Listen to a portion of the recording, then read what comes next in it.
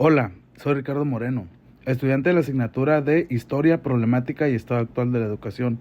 Presentaré un análisis concreto sobre los principales logros educativos acontecidos en el México independiente y en el contexto de la Revolución Mexicana.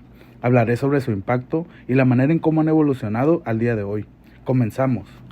El primer logro que quiero destacar es el referente a las escuelas lancasterianas, impulsadas por su creador Joseph Lancaster en 1822 y promovidas en el gobierno de Agustín de Iturbide, que gobernó bajo un imperio monárquico en el año 1822-1823. También se promovieron en el gobierno de Guadalupe Victoria en 1824. Este último se convirtió en el primer presidente del México independiente. La Compañía Lancasteriana surgió en 1822, una sociedad religiosa de beneficencia establecida en la Ciudad de México con la intención de cambiar la realidad presente. El sistema lancasteriano consistía en que el alumno más avanzado enseñaba a sus compañeros. Un solo maestro podía abarcar 200 o 100 educandos, mientras que el estudiante monitor enseñaba a 10 niños. Una característica de esta técnica se orienta a que los alumnos no se organizaban de acuerdo a su edad, sino respecto a su dominio o avance en el aprendizaje. Uno de los principales conflictos educativos era que en aquel momento había una gran brecha de analfabetismo. Asimismo, en el ámbito político-social, las ideas educativas se debatían entre liberales y conservadores. La misma compañía lancasteriana, por su parte, también enfrentó algunas situaciones. Se consideraba que eran incongruentes, ya que se basaban en un modelo religioso y buscaban separar a la Iglesia de la instrucción educativa. En ese último punto en el que se encontraba incongruencia de parte de la compañía lancasteriana, podemos encontrar un elemento impactante en la actualidad. Actualmente la educación es laica, según los preceptos constitucionales del artículo 3 de nuestra Constitución Política, apelando así la tolerancia y el respeto por los otros. Otro punto de impacto en la actualidad que dejó la escuela lancasteriana es el empleo de alumnos monitores para enseñar a otros compañeros.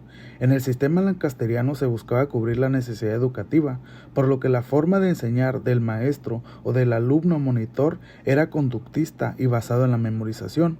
Hoy en día, el enfoque de dichos alumnos monitores es basado en el constructivismo y el diálogo. Logro 2. Ley Orgánica de Instrucción Pública, 1867. Esta ley, promulgada por Benito Juárez, trajo grandes avances en la educación, entre los que se pueden mencionar los siguientes: instrucción primaria obligatoria y gratuita para los pobres, así como laicidad, creación de la instrucción para el sexo femenino, para formarlas como futuras maestras, escuelas para invidentes y sordomudos, fundación de la Escuela Nacional Preparatoria a cargo de Gavino Barreda, instituciones de educación superior, organización de la Biblioteca Nacional de México. El presidente en turno fue Benito Juárez en el periodo 1858 a 1872 y fue él quien impulsó esta ley. Esta época se caracterizó por ser patriarcal, es decir, no existían las mismas oportunidades para las mujeres, no se les incluía ni trataba con igualdad en diferentes ámbitos. Además, había un nexo entre la Iglesia y el Estado. La educación primaria no era obligatoria, lo que propiciaba analfabetismo. Los presidentes podían reelegirse. El positivismo era la corriente de pensamiento, siendo Gavino Barreda un impulsor. Como datos curiosos o interesantes, durante el tiempo que el Benemérito de las Américas estuvo en el poder, se buscó que el sistema educativo estuviera integrado por primaria, secundaria, preparatoria y nivel superior. Apeló a la separación de la Iglesia y el Estado y promovió la creación de las escuelas normales para forjar a docentes. Lo anterior tuvo impacto en elementos de la actualidad, como el papel que juega la mujer en la sociedad en distintos ámbitos de la vida. Se ha abolido el machismo y androcentrismo, habilitando espacios y roles sociales con perspectiva de género. Hoy la mujer no solo recibe educación y se prepara, sino que participa y ejerce sus derechos en igualdad de condiciones. La Ley Orgánica de Instrucción Pública revolucionó en muchos sentidos el México que se encontraba justo antes de su implementación. Sin embargo, al considerar algunos aspectos del modernismo del positivismo que imperaba en el sistema educativo mexicano, se generó desigualdad en oportunidades principalmente en lugares alejados del centro, rancherías y pueblos. Logro 3. Reapertura de la Universidad Nacional Autónoma de México, hoy UNAM, 1910. Esta institución ha llevado a cabo un papel importante en la historia y formación de nuestro país. Sus principales tareas sustantivas son la docencia, la investigación y la difusión de la cultura bajo los preceptos constitucionales que la rigen. Es reconocida a nivel mundial por su gran prestigio y excelencia académica. El presidente en turno fue Porfirio Díaz en el periodo 1884-1911, quien era considerado dictador. Quien promovió la reapertura del UNAM fue Justo Sierra. Entre los conflictos educativos del momento destacan la educación. Años atrás había favorecido a sectores medios y altos de la sociedad, por lo que había rezago. Se buscó promover la disociación entre la instrucción y la justicia en la educación. El positivismo seguía vigente como corriente de la época y José Vasconcelos, miembro del Ateneo de la Juventud, lo criticaba, considerando que solo buscaba forma de riqueza mediante progreso material, promoviendo clasismo y elitismo y dividiendo así la civilización. De Instrucción Pública y Bellas Artes. Sierra fue titular. En nuestros días se conoce como Secretaría de Educación Pública. En aquel momento, Sierra promovía facultades como la promoción de la instrucción primaria, normal, preparatoria y profesional, logrando con ello un sistema educativo completo. Por su parte, la SEP se creó en 1921 y al día de hoy ha establecido un sistema educativo federal que ofrece las condiciones que permiten un acceso a la educación de calidad para mexicanas y mexicanos en los niveles inicial, preescolar, primaria, secundaria, media superior y superior. Ha ido evolucionando y se ha ido adaptando a los diversos contextos de México en sus planes y programas.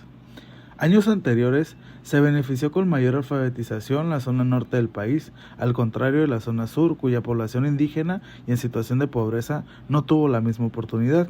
Sin duda el papel de Sierra fue importante para lograr estabilizar un poco aquella necesidad, con el enfoque orden y progreso. Como datos curiosos, la UNAM posee el lema "En el amor de la ciencia y de la patria está la salud del pueblo", mismo que propuso Sierra. Según críticas y recientes rankings, la UNAM fue catalogada como la mejor universidad de México y la segunda de América Latina. De ahí han egresado escritores, artistas, científicos, políticos y hasta algunos presidentes de México. Cuarto logro: Congresos Nacionales de Educación Primaria, 1910. Porfirio Díaz gobernaría en el periodo 1884-1911 y Justo Sierra y Porfirio Díaz serían los impulsores de estos congresos. En el periodo revolucionario y en los años posteriores, la creación de escuelas variaba en diferentes estados, por razón de presupuestos, conflictos internos, luchas. Esto influyó en la conformación del sistema educativo federal. En el campo los mexicanos no sabían leer ni escribir, eran explotados por los patrones. Había debates en torno a la autonomía del Estado y el control federal. Había una desorganización en el periodo de Porfirio Díaz.